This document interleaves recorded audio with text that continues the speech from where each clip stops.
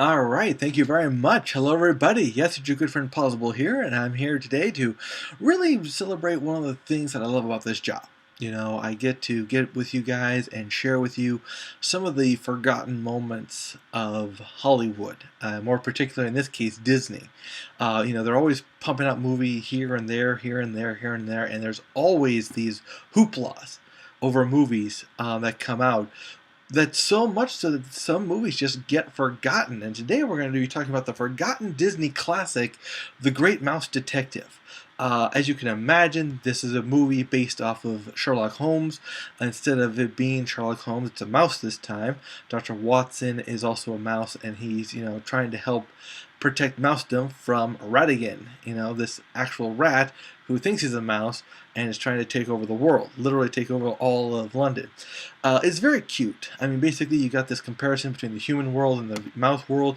You got a lot of Sherlock Holmes in-jokes here and there. They kept the true heart and soul of Sherlock Holmes in this guy. He did a similar job to Robert Downey Jr., if not slightly better job.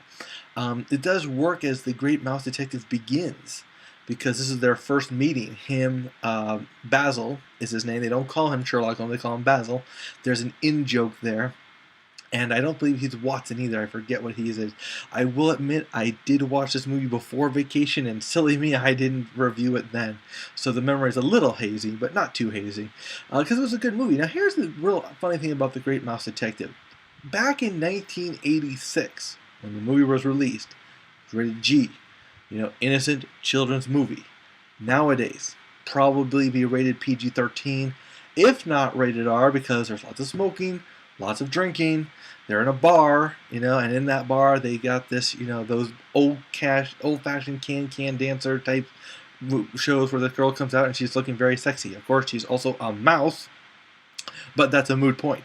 Would I call these adult situations? No, I would not. I don't know about you, but I had that kind of childhood where I grew up in these kind of environments. That would explain a lot, doesn't it? No, it wasn't that bad. But no, the movie is very intense. I mean, basically, you got the little girl there over on your right. She is, her father was kidnapped by a bat.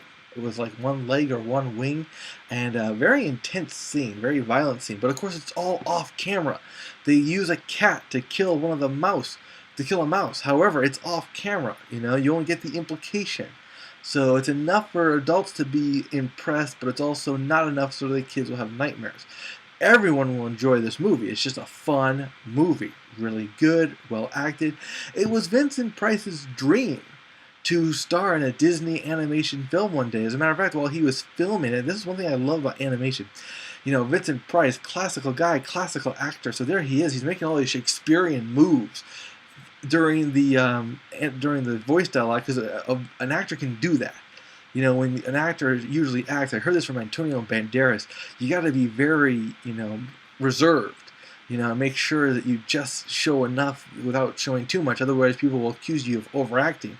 However, when you're doing animation, nobody's going to see you, you can start overacting.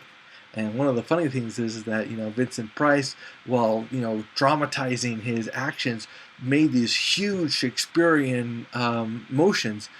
Next thing you know, the animator saw him do that. They put Ratigan doing the exact same motions at the exact same time.